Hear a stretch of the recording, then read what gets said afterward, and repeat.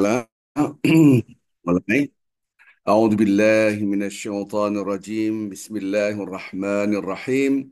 Assalamualaikum warahmatullahi wabarakatuh. Alhamdulillah, alhamdulillahilladzi hadana li hadza wa ma kunna linahtadiya laula an hadanallah. Alhamdulillah adada khalqihi wa ridha nafsihi wa zinata arshihi wa midada kalimatih. Allahumma salli wa sallim wa barik ala khairil anam habibikal Mustafa Sayyidina Muhammad wa ala alihi wa sahbihi ajma'in salatan wa salaman daimaini mutalazimaini ila yaumiddin. Allahumma a'inna ala zikrika wa syukrika wa husna ibadatik. Kita bersyukur ya Allah, Alhamdulillah segala puji milik Allah, tidak ada setitik pujian pun kecuali Allah uh, yang memilikinya. Karena langit dan bumi adalah penciptanya adalah Allah. Alhamdulillahilladzi khalaqas samawati wal ard. Bersyukur segala puji bagi Allah, dialah yang mencipta langit dan bumi serta seisinya. Wa ja'aladh dhulumati wan nur. Dialah yang menjadikan gelap, ada cahaya, ada tidak cahaya, subhanallah. Inilah semua nikmat dari Allah Azza wa Jal. Maka segala puji kepada yang menentukan kita, yang menghidupkan kita, yang menggerakkan kita. Apapun yang Allah berikan kepada kita untuk kita memuji Allah. Memberikan apapun, nikmat harta, nikmat hidup, nikmat kesehatan untuk membesarkan Allah Azza wa Jal.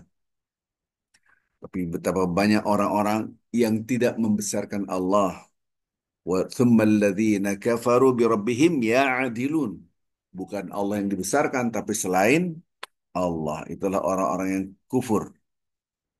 Jadi kalau kita mengucapkan Alhamdulillah, betul-betul yang kita puji adalah Allah. Jangan sampai wa thummal ladzina kafaru bi rabbihim ya'dilun. Orang-orang kafir mengagungkan selain Allah subhanahu. Padahal kita ini nothing, kita ini tidak ada apa-apanya. Nah, kita diciptakan dari tanah kemudian tumbuh kembanglah kita, kemudian ditentukan kematian kita. Subhan. Huwallazi khalaqakum min tinin thumma qada ajalum. Dialah Allah yang menciptakan kita dari tanah, kemudian kita hidup, terus kemudian ditentukan kematiannya. Kita tidak tahu kapan Allah akan mencabut nyawa kita. Hmm. Ditentukan batas waktu hidup kita. Wa ajalum musamman indah. Semua sudah ditentukan masing-masing oleh Allah Azza wa Jal dan nanti dibangkitkan hari kebangkitan. Summa antum tamtarun. Kemudian kita masa iya sih?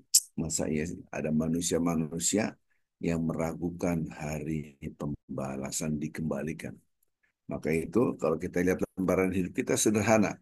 Dari mana kita mulai? Dari nol, dari ketidakberadaan kita. La haula wa la quwata illa billah. Kita bayangkan orang tua kita masih kecil. Kita di mana? Nah, kita tidak tahu di mana. Jangankan itu orang tua kita pun belum ketemu, bapak ibu kita belum ketemu, mereka masih kecil. Kita di mana? Nol, nol, nol. La haula wa la quwata illa billah. Kemudian kita diciptakan oleh Allah, dititipkan dalam rahim ibu kita melalui ayah kita, kemudian 9 bulan barulah kita keluar. Nanti ujungnya titik nol. Kita kembali pada Allah. Sederhana sekali hidup itu sebetulnya. Nah, dalam lembaran hidup inilah garisnya dari ujian. Membesarkan Allah, segala puji baik Allah, atau membesarkan diri kita. Na'udzubillah min dzalik. Allahumma sturna ya sattar. Ya Allah, lindungilah kami ya Allah, dari memuji diri sendiri. Mudah-mudahan Allah mengingatkan kita sehingga kita selalu Alhamdulillah segala puji milik Allah. Hati kita kadang-kadang inilah saya. Ini hati-hati. Allah yang mencipta langit dan bumi. Wa huwallah, dialah Allah fis samawati wal ard. Bisa mengetahui langit dan bumi semua dia yang cipta dia. Dialah Allah yang disembah, baik yang di langit dan di bumi semua tunduk kepada Allah. Ya'lamu sirrakum wa jaharakum. Allah tahu yang Anda rahasiakan dan Anda tampakkan. Subhanallah. Wa ya'lamu ma taksibun, dan Allah Maha mengetahui apa yang kalian kerjakan. Subhanallah. Maka jangan sampai kita merasa inilah saya. Ketika ada perasaan inilah saya. Astaghfirullahaladzim, astaghfirullah ya Allah, astaghfirullahaladzim, subhanallah, bihamdi ya Allah. Masih engkau ya Allah, pujian hanya milik engkau. Subhanallah wa bihamdihi, subhanallahil azim ya Allah. Nah inilah antara hawa nafsu yang disebut fujur, inilah saya, dengan takwa, inilah Allah. Hidup itu dua, membesarkan Allah kah atau membesarkan selain Allah. Tsummal ladzina kafaru ya'dilun. Ini redaksi awal surat Al-An'am. Ya. Anda membesarkan Allah kah atau membesarkan selain Allah Subhanahu. Hanya dua. Di orang yang bangga akan dirinya berarti membesarkan selain Allah Subhanahu. Ini surah Al-An'am sama. Wa minan nasi may yattakhidhu min dunillahi andada. Astaghfirullah. Yuhibbunahum kahubbillah. Walladzina amanu asyaddu hubban lillah. Manusia dibagi dua. Ada yang mencintai selain Allah, laksana mereka mencintai Tuhan. Subhanallah.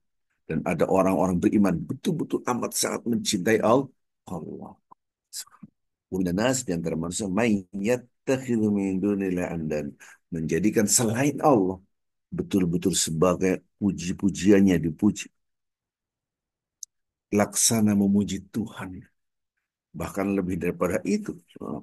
Mayyattakhidhu min dunillah andan yuhibbunahum kahubbillah, mereka mencintai dahsyat, kalau bahasa kita fanatiknya luar biasa, kahubbillah seperti mencintai Allah.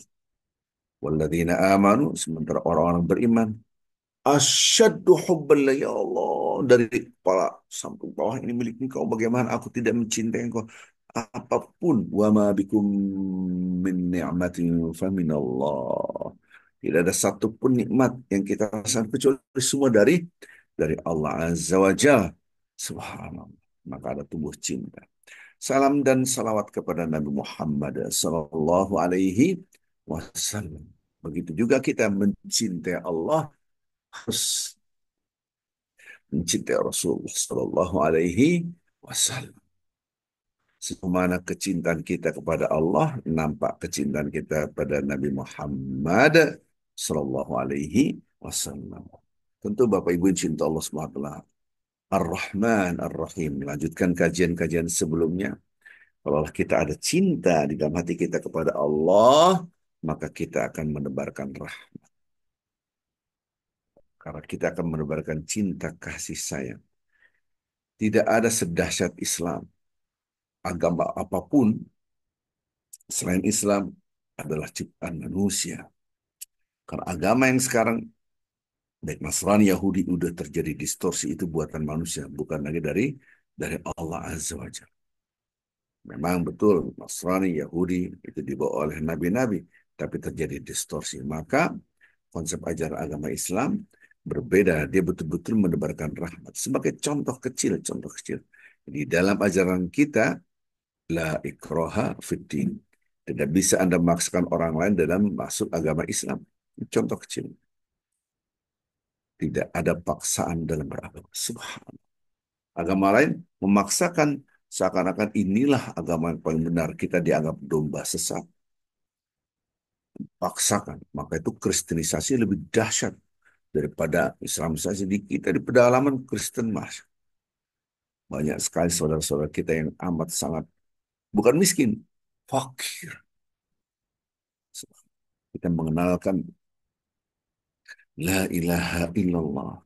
Jadi kalau ada cinta di dalam hati kita kepada Allah, maka ada hubungan khusus. Hubungan khusus inilah Allah memancarkan cahaya dalam hati kita, perilaku kita, tutur kata kita, menebarkan cinta kasih sayang. Kemarin sudah kita bahas contohnya surat Al-Imran 159, bagaimana kita menghadapi orang-orang yang berperilaku buruk dan berbuat kesalahan. Maka itu fa'fu anhum wastaghfir lahum wasyawirhum fil amr. Maka fa'fu, maka maafkanlah mereka. Subhanallah. Dengan rahmat fabima rahmatin minallah linta lahum. Hanya dengan rahmat Allah, tutur kata kita, perilaku kita akan menjadi lemah lembut. Inta fadhan walidhal qalb lang fadlu min hal. Tapi kalau Anda keras, mereka akan menjauh dari kita. Kerasan ini menunjukkan tidak ada Allah, tidak ada cinta Allah. Maka kalau ada cinta kita pada Allah, nampak Allah Maha Rahman Rahim, maka kita pun menebarkan rahmat. Allahumma innaka afuwun karim. Tuhibbul afwa fa'fuan. Ya Allah, Engkau yang Maha Pemaaf, Maha Pemurah. Maka kita pun memaafkan. Nah, kemarin kita sudah bahas bagaimana Allah memberikan ampunan kepada kita. Kita pun melihat orang lain tidak kita maafkan. Nah, ini yang kemarin saya cerita sampai saya menitikkan air mata khutbah di Mekah Al-Mukarramah. Subhanallah, orang-orang pada menangis. Para khatib mengatakan, bukankah kita datang ke tanah suci minta ampunan, ya Allah ampuni dosaku. Tapi bagaimana Allah akan mengampuni dosa Anda? Anda pun tidak memaafkan saudara. Subhanallah. Maka kedekatan kita dengan Al-Ghafur, kedekatan kita dengan Al-Afu, kedekatan kita dengan Al-Karim, itu nama-nama Allah yang maha pengampun, maha pemaaf, dan maha pemurah, maka kita pun akan menebarkan itu. Dan Allah melihat, Subhan, menebarkan rahmat. Irhamu man fil ard, yarhamuka man fis sama. Tebarkan rahmat yang ada di bumi ini, siapapun. Maka Allah akan melimpahkan rahmat kepada kita. Betapa banyak orang malas tidak memberikan sesuatu. Subhan. Kadang-kala kita melihat orang itu pelit. Orang pelit itu Bapak Ibu. Dia tidak ada rasa kebersamaan Allah. Seakan-akan ini semua milik aku, milik aku, milik aku, milik aku. Tidak ada rasa dia itu dilihat oleh Allah. Malu kalau kita merasa bersama Allah tuh malu. Bagaimana saya tidak bersedekah? Ini harta milik Allah. Saya hanya menjalankan perintah Allah. Wa mimma razaqnahum yunfiqun. Dan apapun yang Allah berikan kepada kita, kita berikan lagi. Nah, infak subhanallah. Maka rasa kebersamaan Allah ini yang hilang dari kita. Bapak Ibu cinta Allah subhanahu. Ini kemarin saya share kata-kata ulama yang memberikan nasihat yang mungkin kita terkaget-kaget bahwa Allah Subhanahu wa taala sangat mencintai orang yang menebarkan rahmat. Kalau kita menebarkan rahmat itu menunjukkan cinta Allah kepada kita. Di pancarannya ketika kita menebarkan rahmat. Barang siapa yang tidak menebarkan rahmat di bumi, maka Allah pun tidak akan memberikan rahmat. Keimanan kita ini. La tunza'ur rahmah illa man syaqi. Hadis riwayat Abu Daud. Tidaklah kasih sayang itu tercerabut dari seorang kecuali bagi mereka yang mendapatkan kesengsaraan. Maksudnya gimana? Orang hidup itu sengsara kalau tidak ada kelembutan hati, kelembutan tutur kata, kelembutan perilaku. Hadis. Dia akan sengsara juga di akhirat. Di dunia pun sudah tidak nikmat. Orang menjauh. Mana aja nih? Oh, ngomong keras-keras. Menyakitkan. Subhan. Kamu belum kenal saya apa? Wah, astagfirullahaladzim. Ya Allah. Itu menyakitkan. Anda menunjukkan who am I? Siapa dia? Belum kenal saya. Astagfirullah. Tutur kata. Dia sebetulnya disengsara di dunia ini. Karena gampang tersinggung. Gampang. Akhirnya dia sengsara. Kenapa tidak ada Rahman Rahim dalam hati Anda tidak ada Allah? Kalau ada Allah, maka Anda mempunyai rahmat, ya Allah, dan menebarkan rahmat. Bukankah Rasulullah SAW mengatakan, Mathalul mu'minina fi tawadduhim wa ta'atuhim wa tarahamihim. Mathalul mu'minin, orang-orang beriman tuh sesama mereka dalam cinta kasih sayang mereka. Tawaddihim itu mawaddah. Mawaddah itu rasa cinta. Wa tarahumihim, dan saling kasih sayang. Wa ta'atufim, dan kepeduliannya. Kama fil jasadul wahid, atau seperti jasad satu jasad. Idza ishtaka minhu 'ad tada asairu jasadi bil amni wal umma. Kalau ada yang sakit tubuh kita, kita merasakan panas, nggak bisa tidur.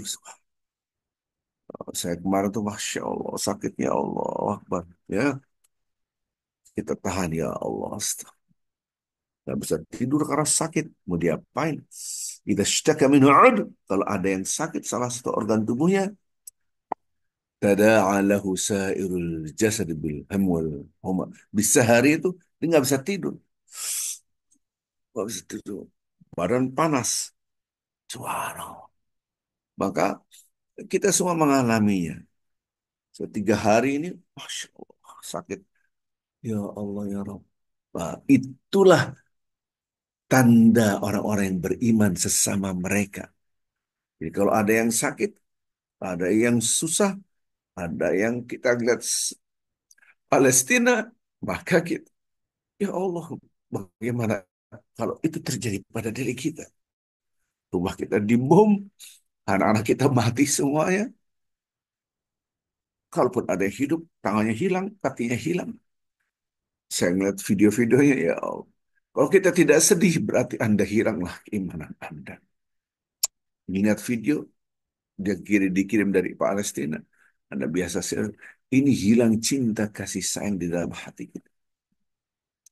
Maka itu, Bapak Ibu insya Allah semua, gambaran kita cinta kepada Allah dan Allah mencintai kita adalah kita menebarkan rahmat. Irhamu man fil ard.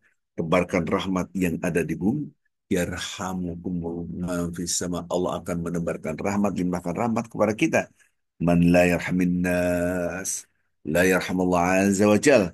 Barang siapa yang tidak menebarkan rahmatnya, hadis riwayat Bukhari Muslim. Barang siapa yang tidak menebarkan rahmat, maka Allah pun tidak melimpahkan rahmat. Subhanallah. Bapak Ibu cinta Allah Subhanahu wa taala.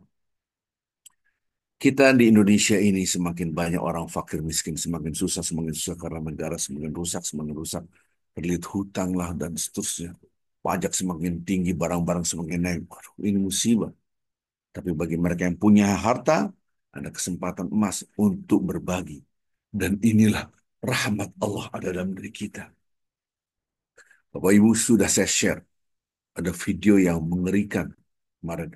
Kalau kalian punya anak perempuan, oh, kacau nih. Jangan sekali-sekali menikahkan pada seorang laki-laki yang dia pelit. Kalau itu tanda bahwa dia tidak ada rahmat dalam hatinya.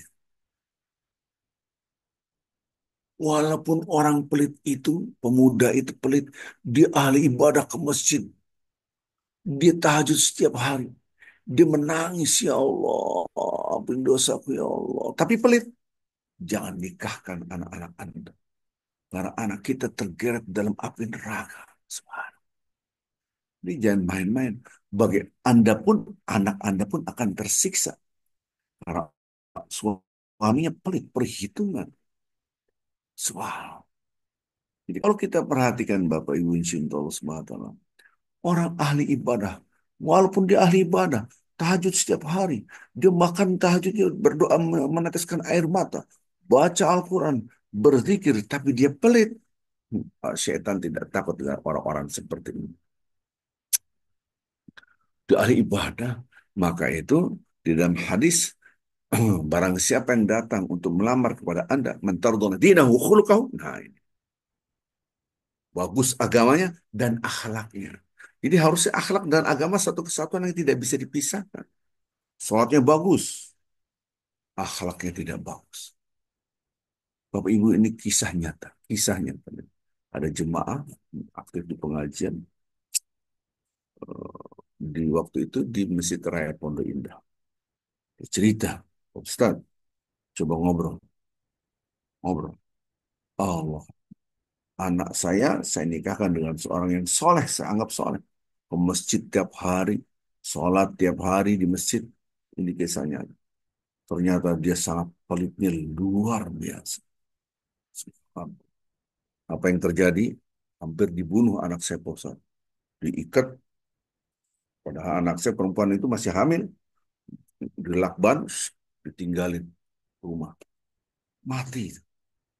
Ini kisah nyata. Untung ada orang lewat, ya ini rumahnya kok gelap, biasanya ada cahaya. Terus, teriak-teriak hanya seperti itu. Ada dengar suara. Akhirnya didobrak, ternyata dia sudah terikat, terlakban. Allah tidak menafkahi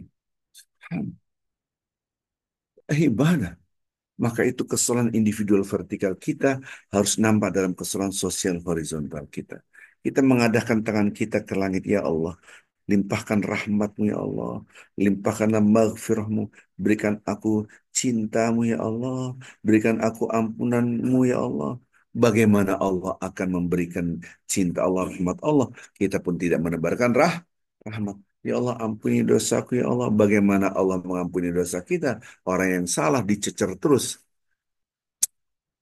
Perilaku inilah yang harus kita hati-hati. Dan perlu diingat kemarin kita sudah membahas Bapak Ibu.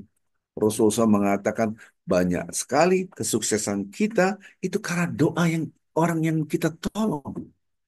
Itu hadis. Subhanallah. Jangan sampai kita lupa. Betapa banyak kemenangan seorang, rezeki seorang. Ini materi yang kemarin, maaf saya ulangi supaya ingat ya. Karena hari Sabtu kita off kemarin ya. Gitu kan. Subhanallah. Betapa banyak orang itu sukses. Rezekinya dilancarkan. Dia lupa bahwa yang menyebabkan dia itu sukses itu karena dia nolong orang lain. Itu janji Allah. Allah fi aunil abdi. Madamal abdu fi auni akhi. Allah selalu nolong seorang hamba. Selama hambanya itu selalu nolong orang lain, nolong orang lain. Maka perilaku pelit ini berbahaya sekali. Setan tidak takut dengan orang yang ahli ibadah. Yang penting pelit. Dan setan itu takut. Dia maksiat, tapi selalu bantu orang. Nolong orang, nolong orang. Subhanallah.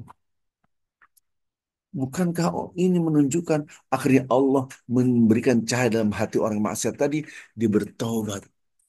Cahaya itu ditolong oleh Allah karena dia selalu menolong orang orang lain.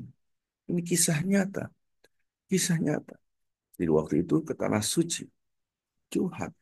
Oh Ustaz, saya banyak dosanya. Mau tahu nggak dosa? Saya nggak mau tahu. Tetap aja karena dia ya bapak-bapak mau ngasih tahu. Saya ini ngebunuh orang, posat dosa saya. Aduh, nangis-nangis di sholat di pelataran apa? Di pelataran Ka'bah. Waktu saya doa, ini nangis karena kecil, nangis-nangis karena kecil. Pas saya lihat, ya ini jemaah saya nih, Bapak si X gitu kan. Habis itu selesai, kita keluar masjid, saya dipeluk sama Bapak ini. Pak Ustadz, mohon maaf tadi kayak anak kecil saya banyak dosanya, Pak Ustadz. Insya Allah, Allah Maha Pengampun. Tenang, tenang. Pak Ustadz mau tahu nggak saya dosanya apa? Nggak mau tahu saya gitu. Allah Maha Pengampun. Saya ini bunuh orang, Pak Ustadz. Astagfirullah. Mau tahu Ustadz berapa orang yang saya bunuh? Wah, saya kasih angka yang besar aja. Sambil bicara 10 ya. Lebih, Pak Ustadz. Bayang. Ampun. Ini nih kisah-kisah nyata. Jadi ternyata kok dapat saya. Kok orang seperti ini dia bisa taubatan nasuha, kemudian dia bisa berjalan di jalan Allah, kemudian yang terjadi maksiatnya luar biasa. Pusat itu pembunuhan di Indonesia di Jakarta itu ada jaringannya. Nah saya pimpinannya tuh. Tinggal nuding orang ini yang bunuh ini. Wah pembunuh bayar udah kayak di film. Bener Pak Ustadz. Di Indonesia itu tidak berlaku hukum, tidak ada hukum. Wah dia mengakui itu. Saya diam aja. Yang saya pikirkan adalah bagaimana orang ini bisa taubat. Saya selalu menggali-gali itu. Suka menggali. Kenapa orang kayak ini? Maksiatnya luar biasa. Ternyata dia suka nolong orang bersedekah. Ada lagi si X. Kalau dia bukan membunuh fisik, dia jaringan narkoba. Bunuhnya secara tidak langsung. Ah, pada akhir hayat dia berzikir la ilaha illallah wahdahu la syarika lah lahul mulk wa lahul hamdu yuhyi wa yumiit wa hayyun la yamutu biyadil khair wa huwa ala kulli syai'in qadir. Akhir hayatnya husnul khatimah.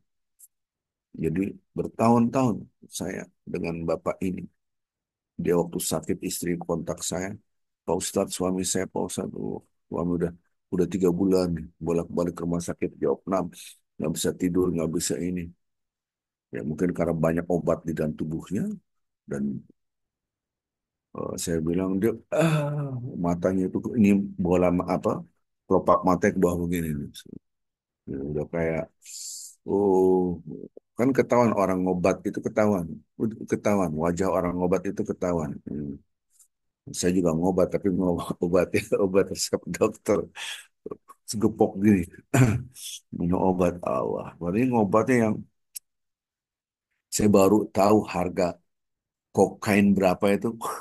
Saya kasih tahu harga kokain itu Bapak Ibu itu lebih mahal, 1 gramnya lebih mahal daripada 1 gram emas. Baru tahu ya dari orang ini. Mahal sekali, mahal sekali. Dan seterusnya, dan seterusnya. Tapi pada akhir hayatnya dia husnul khatimah. Dia sholat, dia berzikir. Waktu dia sakit, aduh, aduh, aduh. Terus, Pak, jangan ungkapkan itu. Ngomongnya gini, saya ajarin. Saya ajarin cara sakit. Astagfirullahaladzim, ya Allah. La ilaha illallah. La ilaha illallah. Dahu la syarika lahu mulk. وله الحمد يحيي ويميت وهو حي لا يموت بيدil khair وهو على كل شيء gitu. Kalau sakit pun sakit, sakit mau diapain?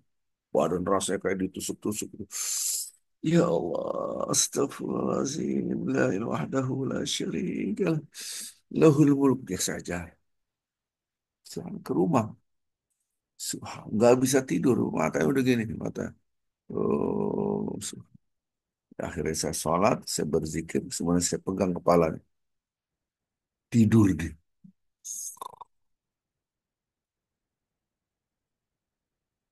Nangis istri. Ya Allah, Alhamdulillah, ya Allah, Alhamdulillah. Nangis.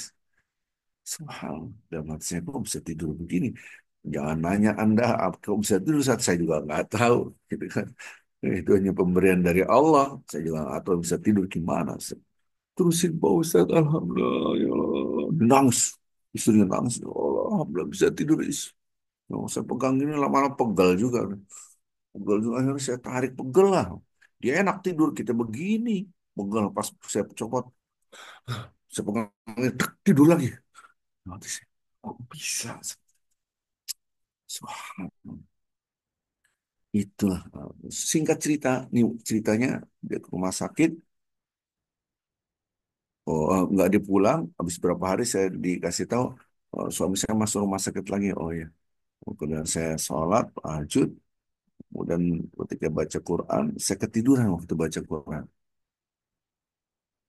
Pas ketiduran, mimpi bapak ini. Dia udah nangis meluk saya Pak Ustadz. Ya, saya peluk, namanya juga mimpi. Ternyata dia wafat dalam pelukan saya. Astagfirullahaladzim. Langsung saya bergegas, ngambil koper kecil, saya siapin pakaian. Saya siapin pakaian. Ditanya, istri saya mau kemana mas? Mau nginep, biar dia nanti saya pulang, saya nemenin. Ini saat, dalam hati saya, seakan-akan ada perintah dari Allah untuk menemani dia. Dia ini mau sakratul maut. Saya telepon keluarganya, dia masih di rumah sakit. OTW ini, OTW ke rumah sakit, wafat. Wafat. Sampai parkiran mobil, saya langsung bergegas ke dalam rumah sakit, keluarganya meluk saya. Terima kasih, Pak Ustadz, terima kasih semua. Mana ada orang eh, meninggal dunia bersyukur. Alhamdulillah, Alhamdulillah, ya Allah. Keluarga pada meluk saya, bapaknya rambut. Saya nggak tahu. Apa bisa begini? Subhanallah. Saya diem. Kok. Kenapa kalian malah senang, Pak Ustadz? Ya karena backgroundnya itu rusak. Dia itu berzikir nggak berhenti berhenti, la ilaha illallah syarikalah lahul sampai akhir hayatnya. Udah berhenti, udah capek, la ilaha illallah terus lama sekali berzikir itu. Kita tidak tahu itu adalah sakaratul maut. Maka sakaratul maut itu memuji Allah, bahagia karena backgroundnya orang tua udah sepuh, senangnya luar biasa. Singkat cerita, ketika wafat, orang pada datang. Ternyata orang-orang yang tidak dikenal pada datang siapa? Ini, ini selalu om, ini selalu nolong saya, om ini selalu nolong saya. Anak-anak kecil pada, wah om, ini baik banget ya. Kenapa? Om ini kemana-mana selalu ngasih kita permen. Om ini teman-temannya, kalau kita susah ketemu dia, pasti kita dibantu terus. Jadi nggak ada orang susah minta tolong sama dia nggak dibantu. Walaupun nggak punya duit, kadang-kadang dipaksain. Gimana ngebantu orang? Baru saya paham. Ya, ini kasus banyak sekali kasus-kasus seperti ini, Bapak Ibu. Yang curhat konsultasi. Saya banyak belajar antara hadis dengan realita memang nyambung. Subhanallah. Aku pernah mendengar ada di Eropa sana ada orang bikin karikatur Nabi, dicaci maki Nabi, dijelek-jelekan Nabi. Kalau nggak salah yang satu dari Belanda atau yang satu lagi dari Swiss, saya nggak lupa. Yang satu dia taubatan nasuha, dia haji, dia masuk Islam, dia memuji Nabi sekarang. Yang satu lagi kecelakaan, kegempet apa di mobil, kebakar, dia terbakar, hangus. Saya bilang dosanya sama-sama maksiat. Ternyata orang maksiat yang bersedekah terus nolong orang itu, terus itu ditakuti oleh setan. Subhan, ini pernah saya cerita Bapak Ibu, ini curhat. Betapa banyak kita ini lupa menebarkan rahmat itu dahsyatnya luar biasa.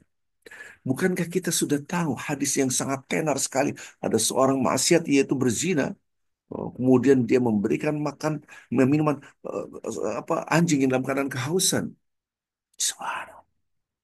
Sehingga dia masuk surga jangan dipahami tekstual. Udah berzina aja yang penting kita melihara melihara anjing. Wah, salah lagi ini pemahaman yang parah banget gitu kan. Jadi betapa dahsyatnya, betapa dahsyat. Hmm. Maka itu kadangkala kita lupa bahwa rahmat Allah itu akan turun kalau kita menebarkan. Allah melihat kita menebarkan rahmat atau tidak. Subhanallah. Ini cita-cita saya nih, gitu. Insya Allah kalau ada kemudahan dari Allah Azza wa Jalla. Dulu kita bangun anak-anak yatim. Setelah saya pikir-pikir, anak yatim tinggal di kita. Kenapa kita tidak bikin pesantren anak-anak yatim kaum duafa yang di dalamnya tahfizul Quran? Akhirnya kita punya program membangun pondok pesantren tahfizul Quran untuk orang-orang yang kaum duafa. Walaupun ini sudah kita bangun sebelumnya ada beberapa tempat yang sudah kita bangun. Insya Allah dalam waktu yang dekat ini mudah-mudahan. Subhanallah. Karena ini jadi amal jariah. Setiap detiknya mereka baca Quran, berzikir, kita mendapatkan pahalanya. Maka itu Bapak Ibu insya Allah SWT seakan-akan kita baca Quran setiap saat, seakan-akan kita sholat setiap saat. Maka itu ketika di pedalaman pun demikian kita mengislamkan orang. Allah, orang yang tidak kenal la ilaha illallah, mereka punya agama yang nggak jelas, eh, yang disebut dengan highlight nama agama itu di Sulawesi Tengah. Saya waktu itu melihat mereka, ya Allah, tidak kenal la ilaha illallah, tidak kenal Muhammad Rasulullah. Langsung dikenalkan oleh kaum misionaris Trinitas, menyembah berhala, patung Buddha, Maryam dibangun sebesar itu, patung Yesus dibangun. Itu terjadi di Mentawai. Saya pernah naik speedboat di laut sekitar 7 jam, di belakang itu ada apa? Ternyata patung-patung dibawa ke pedalaman.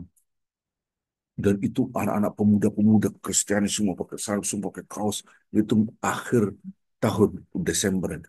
Kalau Desember serangannya luar biasa. Subhanallah. Dahsyat, dahsyat, dahsyat. Ini yang kadang-kala saya lihat, ya Allah, kita diam saja. Maka itu kenapa saya di pedalaman, pertama kali mereka itu bukan miskin lagi, fakir sekali. Ketika mereka masuk Islam, amal jariahnya jalan. Anak keturunannya itu, bahkan ada pimpinan gereja, akhirnya masuk Islam. Setelah 2 tahun, dia melihat pergerakan kita di Mentawai, masuk Islam. Jelas anak-anaknya masuk Islam. Sekelilingnya masuk Islam semua. Subhanallah. Yang tadinya tidak berbusana, mohon maaf ya, telanjang gitu. Oh, telanjang semua, ya Allah masuk semua. Ya anak-anak tidak kenal la ilallah illallah. Kita kenalkan la ilallah. Subhanallah. Sekarang ada yang hafal 30 juz dalam waktu 5 bulan. Oh, 5 bulan dia hafal Quran. Subhanallah. Sekarang dia jadi ustaz di pondok pesantren tahfizul Quran. Dan ini dia akan saya angkat dimasuk pondok pesantren yang kita akan bangun. Anda akan pimpin di sini. Karena backgroundnya pakaian aja nggak punya. Nah, inilah kita bagaimana menebarkan rahmat cinta kasih kita. Kalau kita mau bersama Allah, bersamalah kaum duafa. Ingat, kalau Anda mau bersama Allah, bersamalah kaum duafa. Bukankah Rasulullah SAW mengingatkan kita bahwa seseorang itu kedekatan dengan Allah itulah dahsyatnya kalau bersama Allah, bersama Allah. Tapi kalau kita kadang-kala tidak merasa bersama Allah, hilang. Karena maka orang pelit itu tidak merasa bersama Allah. Lalu sekarang harta kita dari Allah, semua dari Allah. Nah sekarang kalau semua dari Allah, dari Allah, dari Allah, harta kita. Masa ada orang meminta bantu, kita nggak bantu. Allah ngeliatin loh. Dan kemarin sudah kita bahas ayat suci Al-Quran. Ketika kita bantu orang di situ ada siapa? Ada Allah. Ada kata-kata Bapak Ibu pegang kata-kata ini. Membersihkan jiwa itu adalah dengan cara merasakan kebersamaan dengan Allah. Ingat itu. Kalau kita rasa selalu bersama Allah, jiwa kita akan bersih. Ibarat ini gelap. Tiba-tiba Anda membuka senter cahaya. Maka nampak semua.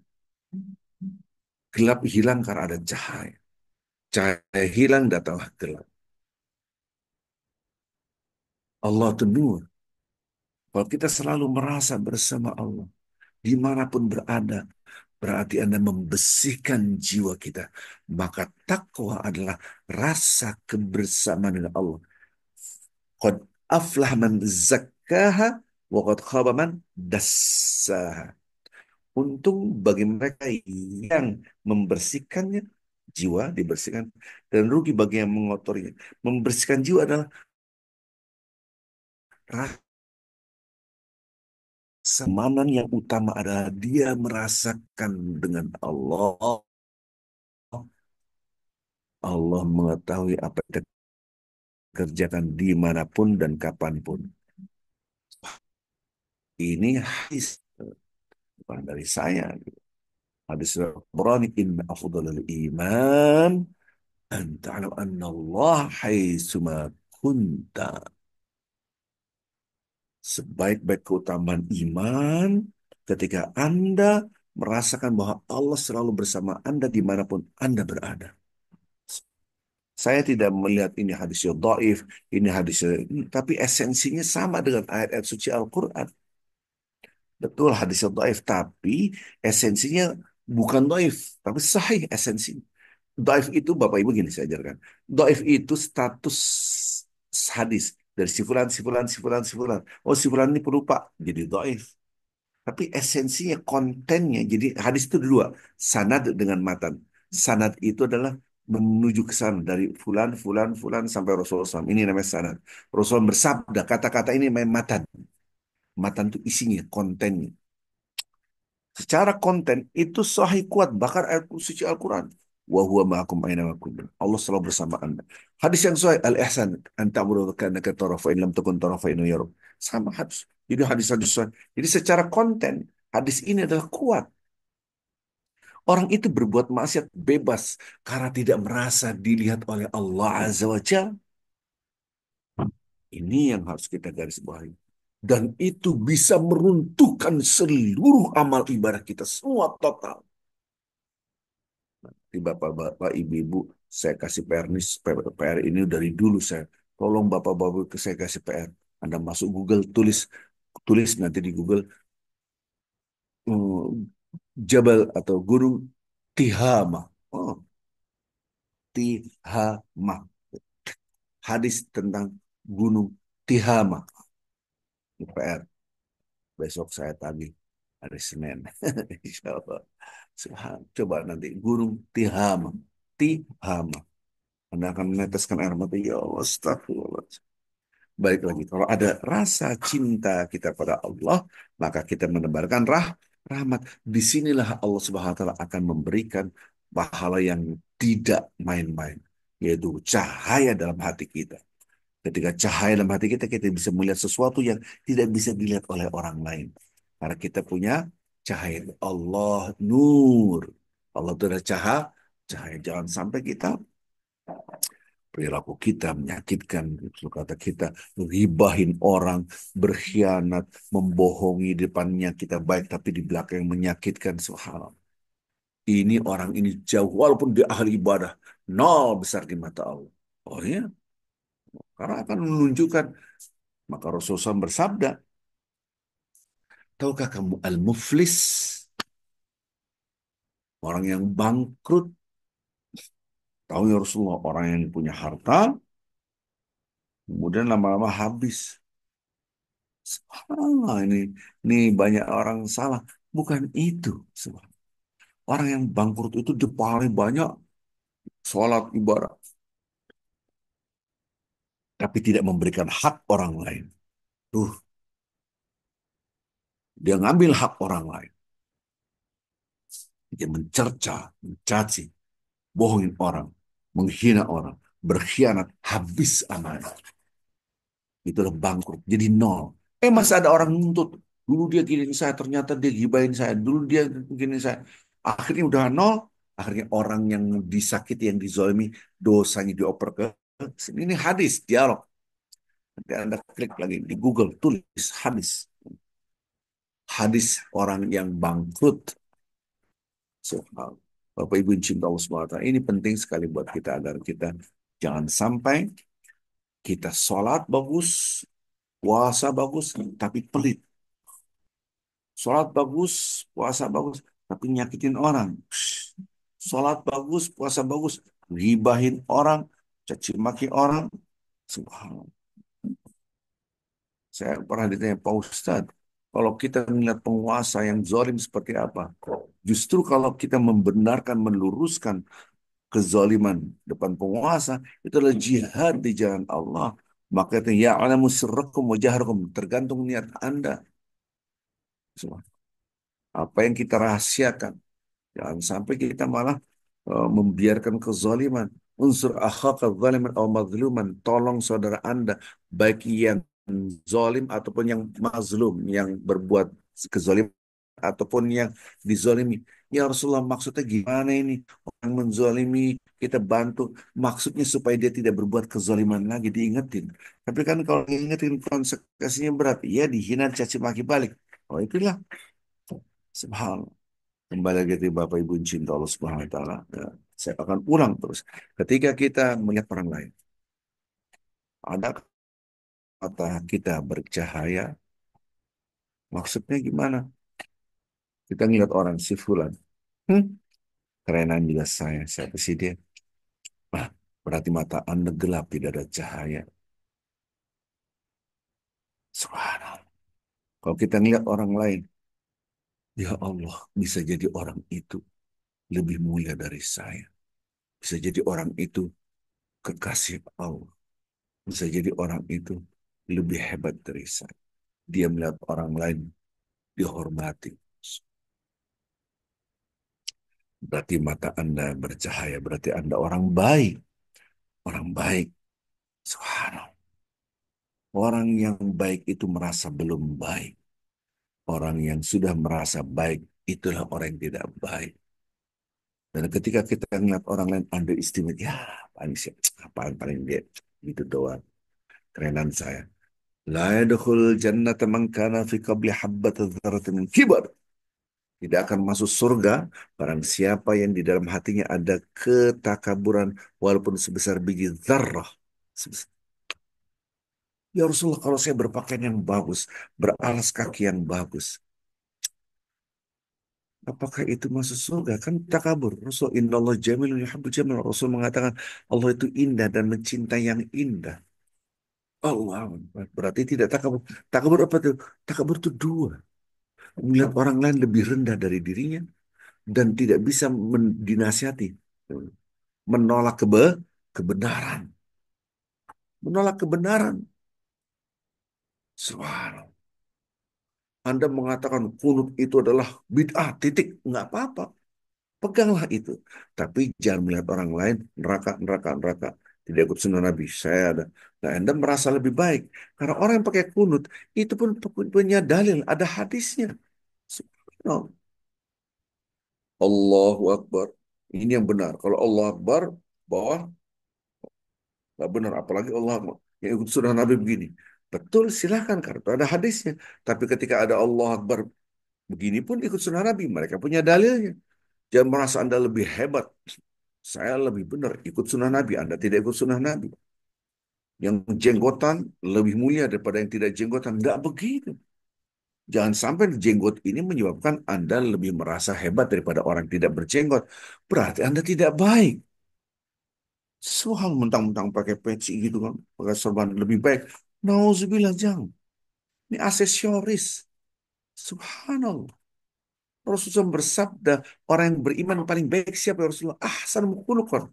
Akhlak yang paling baik. Ini saya sudah katakan Anda ahli ibadah, sholatnya luar biasa, tapi pelit. Astagfirullah. Iblis pun ketawain. Oh iya, subhanallah. Mohon maaf, saya ini levelnya pedesnya luar biasa. Kalau Anda pelit, Bapak Ibu, sholat Anda jelas tidak diterima oleh Allah. Quran, bukan Quran. Bukan saya yang bicara, Allah yang bicara. Kalau saya yang bicara itu ngarang. Ini Al-Quran. Idza masul khairu ma'nun ilal musallin. Orang punya harta dia pelit. Tidak akan pelit kalau mereka sholat. Bayangin. Kecuali hanya orang-orang yang sholat. Buka baca berkali-kali. Subhanallah. Kepedulian kita. Ini dikit lagi Idul Adha. Jujur. Wah, Idul Adha tuh kita ketar-ketir. Bagaimana orang-orang mu'alaf di pedalaman itu. Tidak pernah makan daging sapi seumur hidup. Para mu'alaf itu tidak pernah makan daging sapi. Yang ada babi lagi, babi lagi. Dan nyari sapi itu sangat susah sekali di daerah pedalaman. Tidak seperti Jakarta telepon datang sapi bayar telah. Di sana tidak bisa. Maka itu kebiasaan saya nekat. Oh, demi berjuang saya akan Allah tahu. Kalau saya minjem duit bukan 100 200 juta, ratusan juta, 300 juta, 400 juta buat apa Pak? Buat beli sapi. Padahal Idul Adha masih jauh. Kita cari sapi dulu. Dapat sana yang dapat 40 sapi. Taruhnya perjalanan ke sana tuh jauh. Tinggal nunggu Pak Ustadz. Nanti saya kurban. Alhamdulillah dapat satu. Alhamdulillah dapat dua. Alhamdulillah dapat tiga. Pak Ustadz ini keluarga satu-satu. Alhamdulillah. Jadi mendekati Idul Adha itu sapi udah ready. Tinggal ini atas nama siapa? Loh, kalau ada sisa dua sapi belum mari ya kita tanggung sendiri. Karena susah ke pedalaman itu sulitnya minta ampun. Masya Allah. Membawa sapi itu kadang kalau di sungai, bawa pakai sampan. Gimana bawa sampan? Oh, kalau jalan kaki bisa 12 jam ini. Sampan. Mikirin gitu. Perjuangan luar biasa untuk menolong orang-orang kaum duafa. Kita harus menebarkan rahmat agar kita mendapatkan rahmat dan kesuksesan kita, rezeki kita itu tanpa ada sadari karena doa-doa mereka. Ini kemarin sudah saya bahas kajian hari apa ya? Hari hari Jumat waktu liburan kemarin. Subhanallah. Mudah-mudahan kita termasuk hamba-hamba Allah yang betul-betul punya kepedulian agar saudara-saudara kita yang di pedalaman itu kita bantu. Kita bantu, kita bantu, kita jangan hanya di perkotaan. Di perkotaan mereka ya saya bilang oke lah dia miskin, tapi dia dari kawalnya kakek neneknya udah muslim. Oh di sana tidak kenal Islam, nggak ada orang miskin, nggak ada fakir semua semua fakir. Tidak terkecuali dainya pun fakir, jangankan dainya fakir, dainya yang mendebarkan Islam tuh fakir, nggak punya apa-apa. Rumahnya dari kayu dibikin, tidak kayak kita ada WC, ada kamar mandi, tidak ada. Ke sungai, gitu kan. Mohon maaf, mohon maaf. Anda pup pun tidak ada WC. Buang air besar tidak ada. Ya ke hutan, ke sungai. Itu fakir menurut saya sifatnya. Subhanallah. Kendaraan pun kita tidak ada. Maka kita beli motor untuk ke gunung. Turun, Masya Allah. Itu di Sulawesi. Allah Akbar. Saya kadang-kadang melihat mereka tuh nangis gitu ya Allah. Alhamdulillah mujahid-mujahid di jalan Allah. Berapa tahun yang lalu, Pak Ustadz ini ada motor saya nih, bawa ke Mentawai. Bawa Mentawai gimana? Bawa motor masukin truk apa gimana? Kirim pakai truk. Jadi kita pakai truk bawa ke sana. Subhanallah. Oh, kok sampai sana, oh, ini harus diganti, ini ganti. Karena naik turun gunung, masuk ke sungai, masuk ke lumpur, ganti. Allah, ini perjuangan. Siapa yang memikirkan itu? Tidak ada. Saya tantang Muhammadiyah. No. NU. Tidak ada. Tidak ada yang memikirkan orang-orang benar. Ormas-ormas Islam yang besar sebutlah. Tidak ada. Tidak ada. Subhanallah. Inilah saya selalu mengingatkan, mari kita kolaborasi dalam berdakwah, ya kan? Mudah-mudahan bapak-bapak, ibu-ibu bisa berkolaborasi. Dan saya di Tenjolaya ini harapan saya juga akan menempa para dai-dai untuk pedalaman.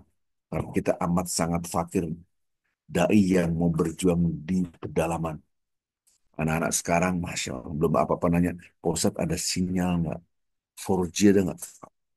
4G. Listriknya nggak ada. Beras aja nggak ada gimana? Beras di Padangkalang, segini-segini lah. Berapanya sekarang? Mungkin 20 kilo. Itu 1 juta harganya. Subhanallah. Allah, Akbar. Itulah kondisi saudara-saudara kita yang ada di pedalaman. Maka itu Bapak Ibu yang cinta Allah SWT, kita diuji. Sholat kita itu bukan hanya kesalahan individual vertikal. Sholat kita itu dikaitkan dengan kesalahan sosial horizontal kita. Ya. Jangan sampai kita merasa soleh. Jangan sampai kita merasa baik. Padahal di mata Allah belum tentu baik. Ya. Mudah-mudahan Bapak Ibu cinta Allah Subhanahu wa taala ini pas hari Ahad, ya. Mudah-mudahan Bapak Ibu sehat selalu, dan besok ada kajian di Masjid Panglima Polim Senin pagi seperti biasa. Kita bersilaturahim di sana. Ya, kalau orang Indonesia bilang halal biar halal. Bahasa Arab yang nggak ada dalam kitab juga nggak ada, adanya di Indonesia. Oke, untuk kali ini karena ini libur ya, ada yang mau bertanya, raise hand. Raise hand aja yang bertanya, sudah saya buka. Atau Anda klik unmute, mau bertanya. Silakan, ini jarang-jarang nih. Ada pertanyaan, silakan. Ibu Nawan mau tanya nggak? Enggak, Pak Ustadz. Ini Makasih. Udah jam jelas berapa nih? semuanya. Di New York jam berapa, Bu? 7.08. 7, jam 08 7.08. sore. Belum maghrib. Maghribnya 7.39. Oh, menjelang maghrib ya? Iya. Oke, Ibu Heni, itu raise hand. Bismillah, Assalamualaikum warahmatullahi wabarakatuh, Pak Ustadz. Warahmatullahi Mau wabarakatuh. nanya, kalau misalnya kita lagi sholat, terus Hmm, eh, ada yang mengucapkan salam gitu, Pak Ustadz. Itu apakah harus dijawab atau bagaimana hukumnya, Pak enggak. Ustadz? Kalau dijawab ya batal sholatnya. Baik sholat sunnah maupun wajib ya? Iya, sholatnya Karena, batal. iya, karena saya ada dengar ustazah kajian, dia bilang kalau kita nggak jawab salam, itu kita dosa gitu katanya. Ini Makanya setelah saya sholat, bingung gimana jawabnya. setelah sholat barulah kita mengatakan Waalaikumsalam. Maka ketika ada tamu, Assalamualaikum, Allahu Akbar. Dia takbir dia lagi sholat. Dia nunggu. Assalamualaikum warahmatullahi wabarakatuh. Selesai. Waalaikumsalam. Boleh. Subhanallah. Baik. Wih, coba aja Jazakallah khairan. bayangin berandai ada orang iseng nih. Nih, ini ada Pak Eka nih. Masuk masjid orang lagi Bismillah. Udah takbir Allahu Akbar takbir. Ada orang iseng masuk masjid. Assalamualaikum. Mau coba kebayang nggak tuh? Waalaikumsalam. Itu gimana ceritanya? Mohon maaf Bapak-Bapak Ibu. Saya juga pernah dengar di TikTok juga seorang ustazah. Kalau Anda mau masuk masjid, tahiyatul masjid, sholat itu bla bla bla saya dengerin. Saya dengerin. Enggak gitu. Jadi kadangkala, maka itu Bapak Ibu biasakan ikut kajian ataupun buka buku, jangan belajar dari TikTok doang. Iya, kalau TikTok yang sifatnya normatif, enggak apa-apa. Kalau bicara masalah fikih, harus jelas. Ada yang berpendapat begini, ada yang berpendapat begini, itu fikih itu. Tidak bisa hanya satu, seakan-akan ini benar, yang lain salah, aja ada percekcokan antar kita jadi ribut. Gitu. Ya, ada lagi Ibu V itu kalau nggak Kalau salah. pas ngaji, Pak Ustadz, kalau pas ngaji, terus ada orang mengucapkan salam gitu. Nah, kita bisa berhenti itu karena tidak membatalkan Oh, ngaji, gitu kan. Nah, ada ya, lagi yang lebih ekstrim. Khairon. Kalau yang manggil orang tua kita, nah itu sholat sunnah dibatalin. Saya lagi sholat tahajud. Ibu saya bilang, Arifin, batalin. Iya Bu, itu batalin. Ibu, Hmm. pokoknya lihat konteksnya. Dia nggak ngomong Assalamualaikum. Vin, oh iya Bu, itu kejadian. Ya, kita jagain ibu saya sakit, sholat, manggil, langsung. Baik Ibu, siapa tuh tadi Bu V kalau nggak salah tadi yang raise Iya, hand tadi siapa? iya, saya Siapa? mau tanya itu. Kalau orang tua yang manggil atau kita di dalam, saya mau tanya itu. Kita di dalam kajian atau di dalam Zoom. Karena kadang-kadang saat Ustadz memberi kajian, lalu Mhm. tiba-tiba ada yang terlambat datang mengucapkan salam. Kalau bagi saya itu orang kurang ajar. Mestinya dia diam, tidak usah mengucapkan salam karena terlambat masuk ke Zoom saat Ustadz kajian. Bagaimana menurut Ustadz? Etikanya tidak memberikan salam. Kita masuk pengajian Ya, di betul. di di masjid. Orang lagi dengerin pengajian, Assalamualaikum. Nggak boleh, Anda duduk aja langsung. Orang harus begitu. Waalaikumsalam kan memutusin. Maka itu harus ada teksnya. Kan. Ya sama mau Zoom atau offline atau online kan online gitu kan. Maka itu ketika kajian mute all, klik mute all. Kalau enggak ketika saya datang orang, Assalamualaikum Pak Ustaz Arifin, gitu kan orang dengar semuanya. Kecuali saya belum kajian, oke lah. Maka saya mute all, klik mute all, nggak boleh ada yang bisa masuk. Nah itu tuh namanya akhlak, etika, gitu kan. Subhanallah. Baik, ada lagi yang lain? Siapa? Bu Fermi, silakan. Assalamualaikum, Iya, Pak Ustadz. Ustaz. Nah, Ibu-ibu. Assalamualaikum, Pak Ustadz. Eh, silakan Ibu Fermi. Ada di siapa dulu? Pak, sambil dengerin. Nih, Ya, Siapa sama dulu, Pak Ustadz? Maaf, Pak Ibu Ranti Ustadz. nanti dulu Ih, satu-satu. Ibu Ranti, Ibu Fermi dulu. Iya. Pak Ustadz, gini saya Pak mau Ustadz. orang pasar nih Pak Ustaz nih. Biar Walah Pak Ustaz, tukang ayam. Bu, Ingetin Bu, ini sholat. yang nanya Bu Ranti apa Bu Fermi nih? Saya, Pak, Nggak kita nanya. udah Nanti start nggak nanya duluan. salam juga buat Ya, Pak Bu Ustaz Ranti nanti marahin dulu ayam. saya mute Assalamualaikum. dulu. Bu Ranti saya mute dulu. Bu Ranti Iya. nanti Bu Fermi. Jadi nggak nabrak suara. Iya. Silakan Bu Fermi. Bu, Pak Ustadz, mohon maaf.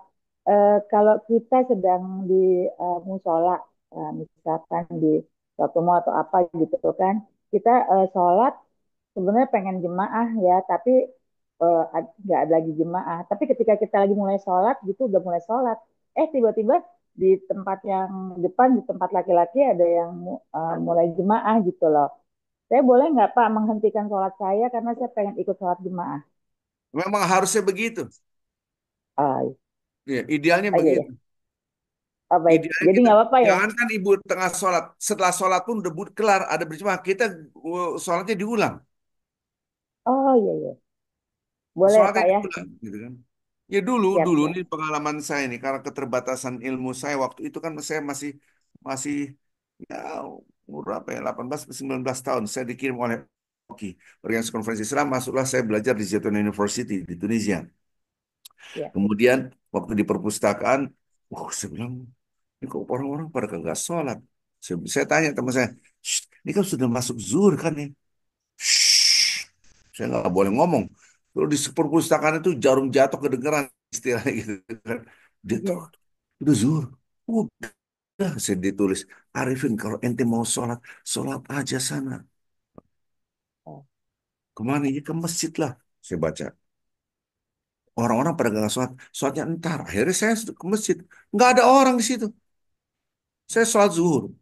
Wah, karena sok, padahal bodoh. bodoh, sok dengan kebodohan. Ini orang-orang pada kagak sholat. Apa-apaan nih? Islam apaan nih? Karena saya tidak terbatas. Di situ kan mayoritas Maliki. Bukan mayoritas, semuanya Maliki. Akhirnya saya Syafi'i. Oh, ya apa-apaan. Udah gitu saya belajar lagi. Baru pada gerak semua. Allahu Akbar, Allahu Akbar. Ini azan apa ini? Arvin, keluar. Ngapain? Sholat zuhur. Aneh tadi udah sholat. Sholat lagi. Ente pasti sholat sendiri kan? Kok tahu? Orang kagak ada ke masjid. Jadi azan zuhur itu didekati dengan azan asar. Oh. Ngomel. Pikiran saya ngomel. Sholat apa ini? Isya, ngomel terus. Karena keterbatasan ilmu. Bapak-bapak ibu saya ingatkan, kalau Anda ikut pengajian, dan satu pengajian itu mengatakan A dalam hukum fikih, please buka wawasan. Jangan hanya satu ustaz. Sehingga kita tidak merasa paling pintar. Gak ikut sunnah Nabi, ikut sunnah Nabi. Janganlah, belajar dari banyak orang. Akhirnya saya ikutin. Saya ikutin ke masjid. Penuh masjid. Setelah sholat, berdiri lagi mereka dia. Sebab dia, nggak ada yang keluar. Saya mau keluar. Tunggu, sebentar lagi azan asar. Nggak ada yang keluar. Azan asar. Subhan. Nggak mungkin terjadi di Jakarta, di Indonesia. Nggak mungkin. Kenapa? Karena beda. Karena di sana ada 4 musim yang sangat ekstrim. Saya penasaran dari tadi saya itu nggak mungkin mereka salah semua, masjid ini salah semua. Saya paling benar kagak mungkin ada yang salah. Akhirnya, karena waktu itu saya belajar filsafat, saya ngomong ke eh, penjaga perpustakaannya, kenapa Arifin? Balikin semua, kasih buku-buku apa, mazhab Maliki, saya mau belajar. Kebetulan yang jaga perpustakaan itu amat sangat dekat dengan saya. Gimana kagak dekat, saya yang nyapuin, saya ngelapin semua. Jadi kalau perpustakaan baru buka, saya langsung masuk, saya ikut beberes-beres. Senang dia. Oh, spesial buat kamu nanti kalau minjem buku lebih dari satu, nggak apa-apa. Karena udah kenal. Saya baca, ternyata perbedaan pendapat di situ. Subhanallah, hadisnya begini. Membuka wawasan. Jadi saya sholat tadi sendiri itu harus untuk berjamaah. Itu Jamaah. tadi pertanyaan Ya. Bu Fikri. Oke, nantilah kita bahas Terima kasih. masalah ini. Ada lagi, Terima kasih Pak silakan tadi. Ustadz. Siapa lagi ya yang mau nanya? Apa yang mau nanya tuh?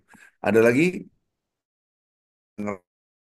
ngerasain Ibu Ade, Ade Baroh Afan. Terima Silakan. kasih Pak Ustadz. Assalamualaikum warahmatullahi wabarakatuh. Pak Ustadz, Waalaikumsalam. kemarin saya mendengar ada satu ceramah di YouTube ya Pak Ustadz ya. Selama ini pemahaman saya kalau saya makmum Pak Ustadz terlambat misalnya kalau nggak salah 2 gerakan gitu ya Pak Ustadz ya, itu baru kita dianggap terlambat gitu Pak Ustadz.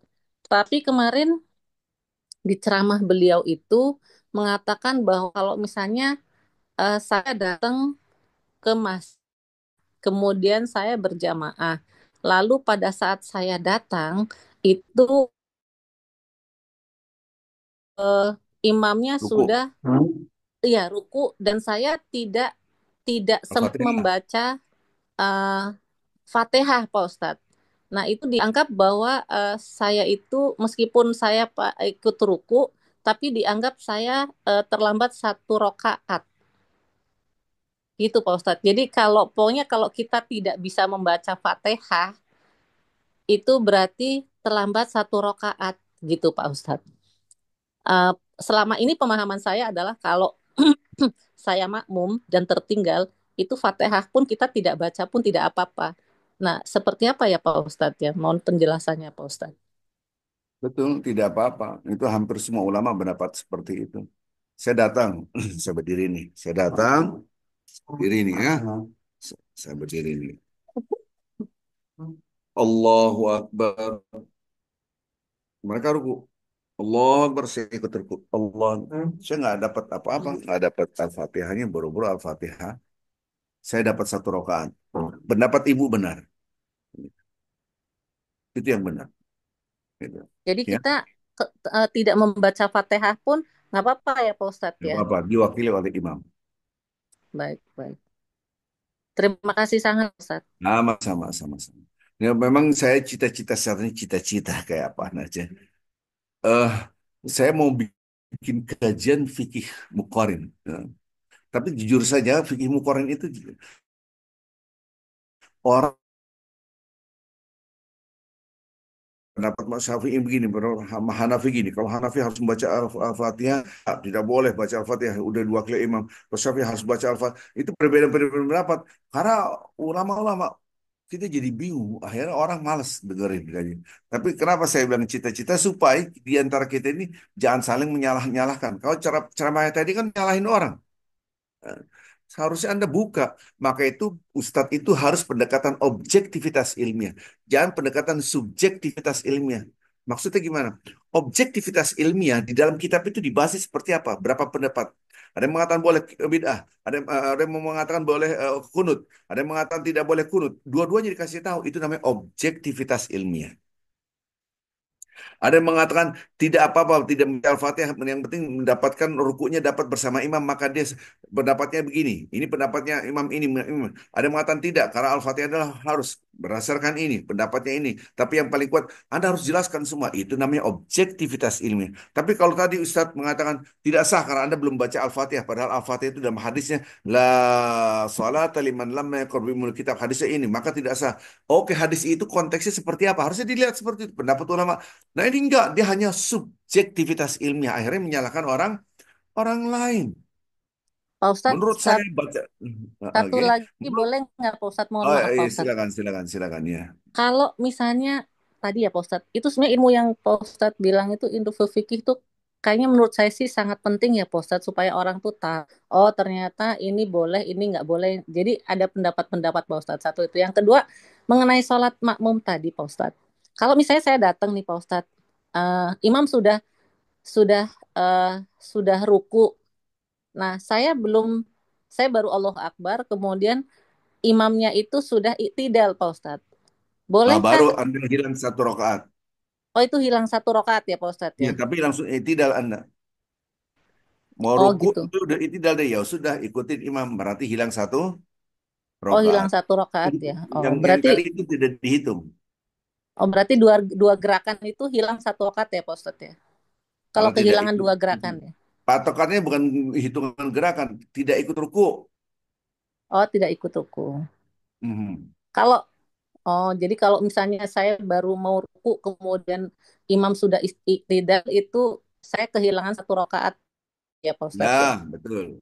Oh baik baik. Ada Pak Baik. Lutfi?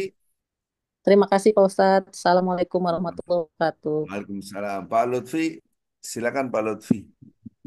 Assalamualaikum Pak Ustadz. Assalamualaikum warahmatullahi wabarakatuh. Silakan. Ini Pak Ustadz saya ingin menanyakan fikih mungkin ya. Setahu saya di Islam ini kan hukumnya ada yang halal, haram, sunnah, makruh dan mubah ya Pak Ustadz ya.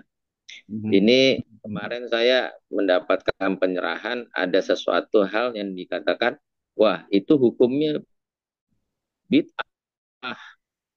Nah, ini kedudukan hukum bid'ah ini dengan halal haram ini gimana ya Pak Ustadz ya? Ini kok saya butuh pencerahan nih Pak Ustadz.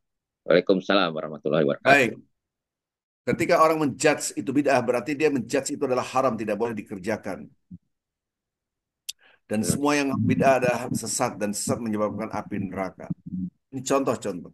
Apabila Anda membaca Yasin buat orang meninggal, itu bid'ah. Anda membaca Al-Fatihah untuk orang meninggal, itu bid'ah. Maka membaca Al-Fatihah dan membaca Yasin menurut orang ini, itu adalah haram dan neraka. Kasar gitu. Kalau antum Ustaz gimana? Oh, menurut saya tidak bid'ah. Baca Al-Fatihah untuk meninggal tidak bid'ah. Baca Yasin untuk orang meninggal tidak bid'ah. Oh, tidak bid'ah. Ada dalilnya, pakai dalil semua, pakai dalil. Nah, ini contoh. Dalam kasus ini, ada orang mengatakan itu bid'ah, tidak apa-apa. Kenapa? Di dalam kitab mereka mengatakan bid'ah, ada dalam kitab. Itu berdasarkan buku. Tapi dia ngambil pendapat ini, kemudian disosialisasikan, itu namanya pendekatan subjektivitas ilmiah. Jadi harusnya Anda baca buku. Yang mengatakan bid'ah adalah termasuk Imam Syafi'i gitu. Anda sebutkan kitabnya. Jangan pakai ide tanpa baca buku. Terus antum membolehkan, memang ada ulama membolehkan. Ada. Dalam kitab Al-Mughni karya Ibnu Qudamah ditulis di situ pendapatnya Ahmad Ibnu Hambal. Boleh kita hadiahkan bacaan ayat suci Al-Quran, Al-Fatihah kayak Yasin apa untuk orang yang sudah meninggal. Itu pendapatnya Ahmad Ibnu Hambal. Ahmad Ibnu Hambal itu adalah Imam Hambali. Harus dijelaskan. Jangan hanya satu. Oh ini bid'ah. Bid'ah itu maksudnya adalah neraka berarti haram. Kalau menurut antum, saya menurut saya enggak. Itu malah sunnah. Loh, Bang, Bang. Kok antum bisa mengatakan dulu, mohon maaf, dulu saya juga termasuk orang-orang yang mengatakan masa ngirim Al-Fatihah baca Quran dikirim pahala kayak apa aja. Nggak masuk. Tapi setelah lihat dalil, ini kok kuat. Pendapat Ahmad Ibnu Hambal pun berubah dari dulunya tidak membolehkan, sekarang membolehkan. Bahkan mengatakan dalam kitab itu ada di dalam kitab Syibul Ijma. Hampir semua ulama sepakat bahwa kita boleh membaca Al-Quran, pahalanya dihadiahkan kepada orang yang sudah wafat. Dalam kitab pendapat Ibnu Qayyim itu pun dijelaskan amalan-amalan yang bermanfaat untuk orang yang sudah wafat. Pendapat Ibnu Taimiyah, subhanallah. Jadi disinilah harus dijelaskan beberapa pendapat, itu namanya pendekatan objektivitas ilmiah. Jangan hanya pendekatan subjektivitas ilmiah. Kalau pendekatan subjektivitas ilmiah, ribut nanti jemaah. Apa itu haram? Subhanallah. Oke, ada yang mau mengatakan bidah itu maksudnya haram, Pak. Gak apa-apa, tapi harus Anda lihat, adakah semua ulama mengatakan bidah? Tidak, ternyata ada ulama-ulama yang membolehkan, kira-kira gitu. Nah, itu seperti contohnya tadi Ahmad Ibn Hambal. Ini pernah saya terangkan waktu saya jadi imam di New York. Karena waktu itu muatan bidah-bidah. Saya bilang, oke, saya terangkan ya. Saya nggak baca kayak gini. Kalau saya buka kitab, gitu. Maka nanti kalau fikih itu harus pakai kitab nih. Ya, saya terjemahkan, tek, tek, tek, tek, tek. Supaya jelas, ini bukan pendapat saya, tapi dalam kitab. Apakah yang dikatakan oleh Ahmad Ibn Hambal? Saya bacakan, bla bla bla bla bla bla. Dalam kitab apa? Dalam kitab siapa karyanya Ibnu Qudamah dalam kitab Al-Mughni ditulis, dibaca supaya Anda yakin, bukan pendapat saya. Nah, disinilah namanya objektivitas ilmiah secara objektif. Ada tahiyat begini, ada at-tahiyatul mubarakatus. Ini yang paling benar, yang begini nggak benar, ini salah. Anda harus kasih tahu dalil yang gerak. Ada yang manteng, nggak gerak, ada yang gerak-gerak. Semua ada dalilnya. Jangan mengatakan yang gerak itu lebih afdol, lebih baik daripada yang tidak gerak. Ini repot lagi. Akhirnya jadi ribut antara kita. Goyang ente, goyang, goyang, goyang. Jangan diem aja manteng, nggak boleh. Repot tuh kayak gitu. Ya, oke, ada lagi pertanyaan? Siapa Ya, lagi? kalau Wah iya, wah iya. Ini masih ada raise hand itu. Pak Bu Ade ya, masih raise hand. Oh, cukup. Baik Bapak Ibu, cinta Allah SWT, nanti kalau ada bertanya, WA aja nanti. Mudah-mudahan ini manfaat buat kita semua. Marilah kita tutup dengan kafaratul majlis. Subhanakallah wa bihamdik. Asyhadu an la ilaha illa anta. Astaghfiruka wa atubu ilaik. Assalamualaikum warahmatullahi wabarakatuh.